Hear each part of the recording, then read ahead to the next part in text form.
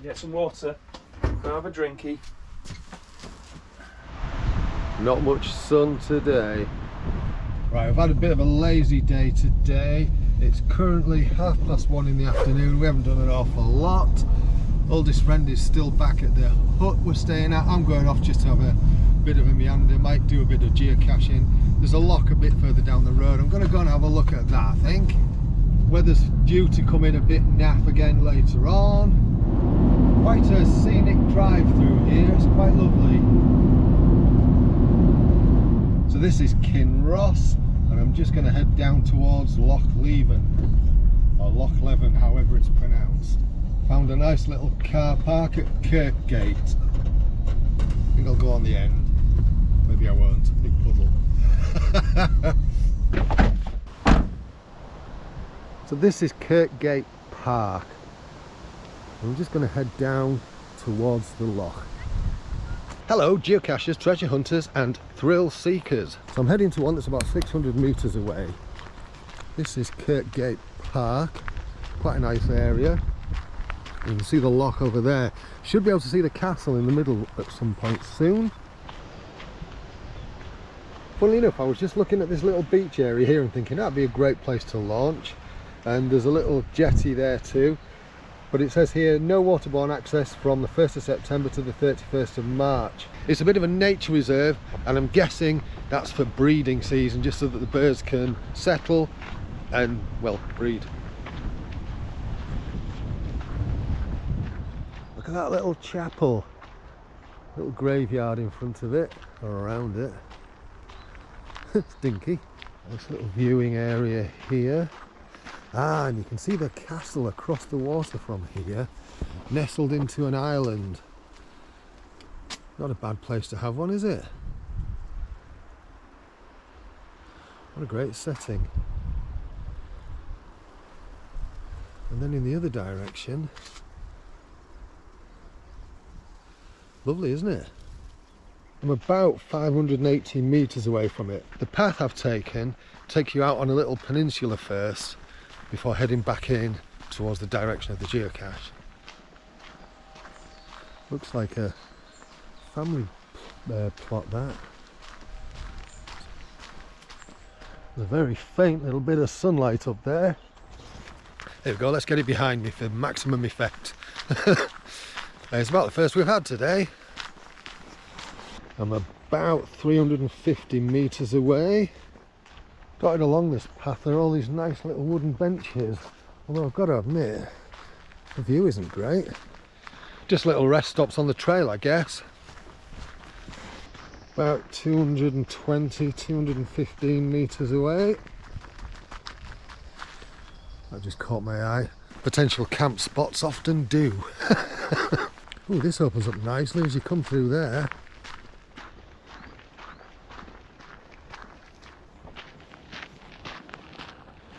Right, I'm about 90 metres away.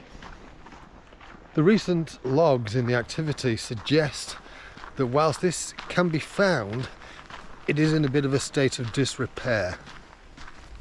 Now, if I'm reading this correctly, I have to go off trail a bit here, and there is one through here. Now, given this is saying I'm about 11 metres away, 10 metres away, I reckon I'm about right. Found it, found it, found it, and yeah, it is right. It's in a bit of a state of disrepair.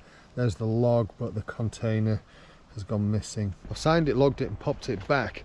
And thanks to the pen in here, in this Victorinox knife, which I bang on about quite frequently, it was able to write on that wet log. There's another geocache about 1.4 kilometres away. It means heading back the way I came. It's just so that I'm centred around the car, really. So I'm going to head back that way. This is something I didn't see on the way this way, but going back, you can see the castle island there, and then two other little islands out there. Back by this little church, and I am wondering if I can get in and have a little look around. The answer to that question is yes.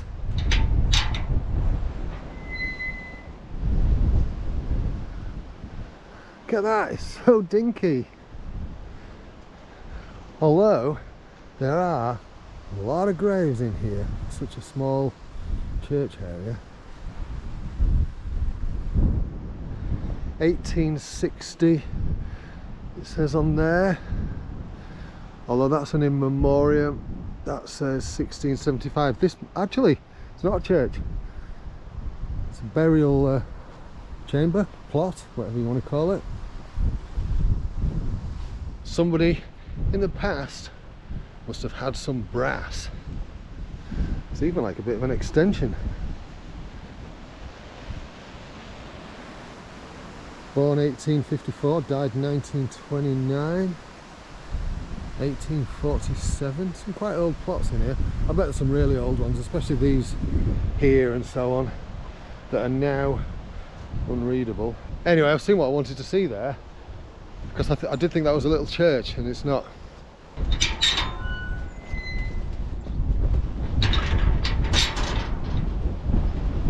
Right, just taking a look at where that geocache is. I'm about 980 meters away. The wind has picked up a little bit while I've been here. Right, there's the van almost directly in front of me. Let's get there. I'm back at more than just a passion wagon, and looks like we're about 830 meters away in that direction somewhere. If you've watched the video, the first one in this little trip, day one, you'll know that we went to Sycamore Gap on Hadrian's Wall. Somewhat unbelievably, last night that tree was felled. I'm actually quite dumbstruck. So yeah, we were kind of one of the last to actually visit that. Unreal. I think that's a little bit of an outdoor theatre area there, because there's like seated raised areas and a big flat area in front. Kids play park here. Now I'm about 738 meters away. There's a fork in the road here, and I think this one's going to be the more scenic route, so we'll do this one. The Boathouse Gift Shop Outdoor Grub Hub Sweeties Ice Cream Dog Friendly voted best restaurant by whom? There's a lot of tall grass there. Now, when I said I was going to take the more scenic fork, yeah, not quite sure yet. The jury's still out. About 540 meters away. Looks like from here you can get boat trips out to the castle. But we're not going that way today. There it is up there, look, right in the background. Little boat yard, no way through. And this is one of the joys of geocaching. Sometimes you've got to go round. Good thing is there's plenty of pathway taking you in the direction you want to go. Pretty.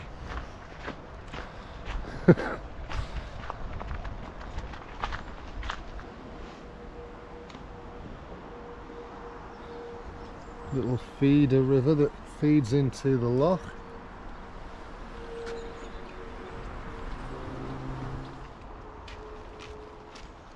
I'm about 370 meters away at the moment.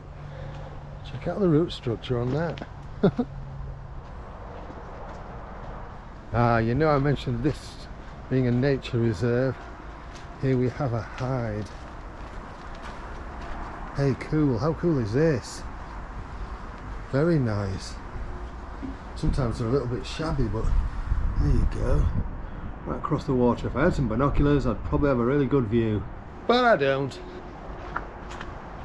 Not far to go now, about 130 meters.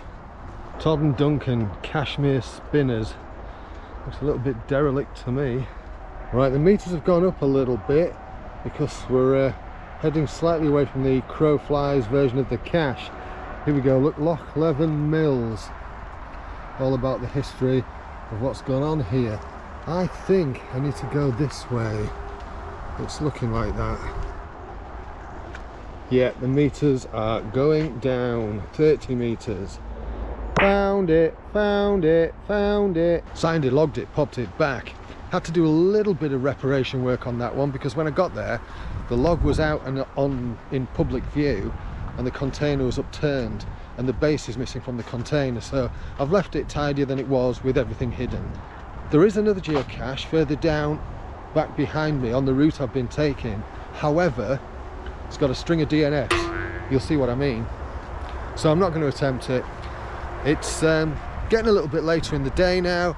and I'm getting a bit hungry, so I'm gonna head back to the shack and get some grub.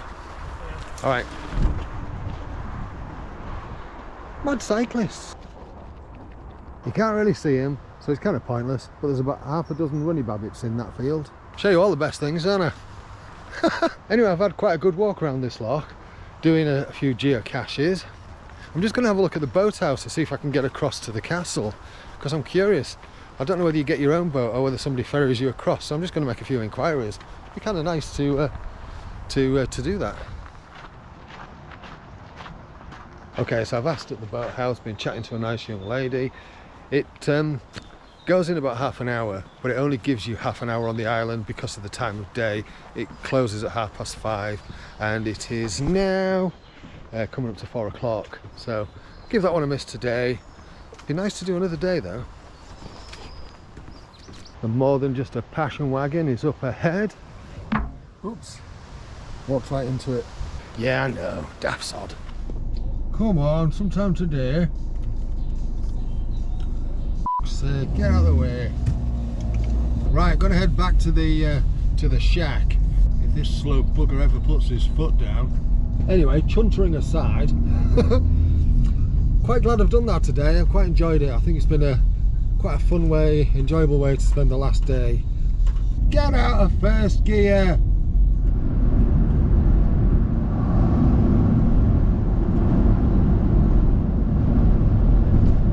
Back in Perth now, and I'm glad because I really am hungry. All I've had to eat today is a shortbread and a couple of Scotch pancakes.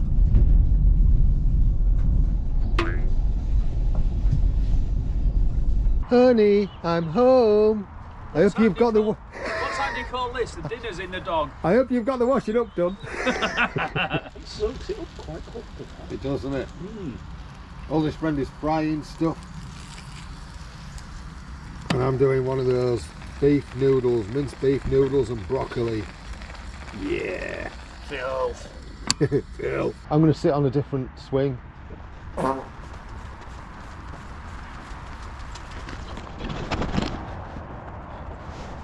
Whee!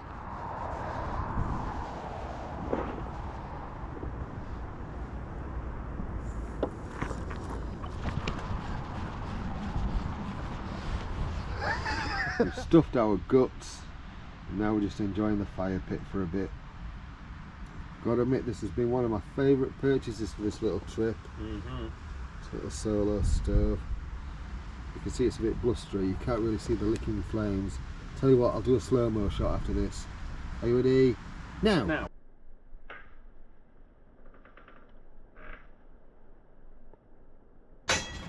Right, we're going to call it a night, eh? Aye. We've got a long Thursday. I don't even think you can see, but just poking the fire. What are you doing? Killing it off. Killing it off. Killing it off.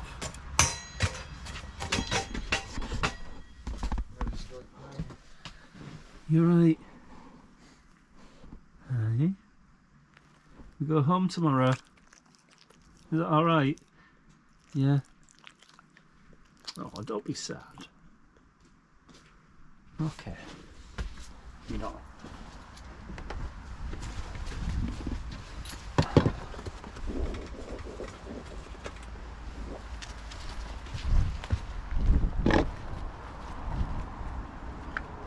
I don't know why I'm recording this because you can't see bugger all, but Carl's emptying the little pot of fire. Look at this sprinkly thing. Woo. It's cool. Yeah.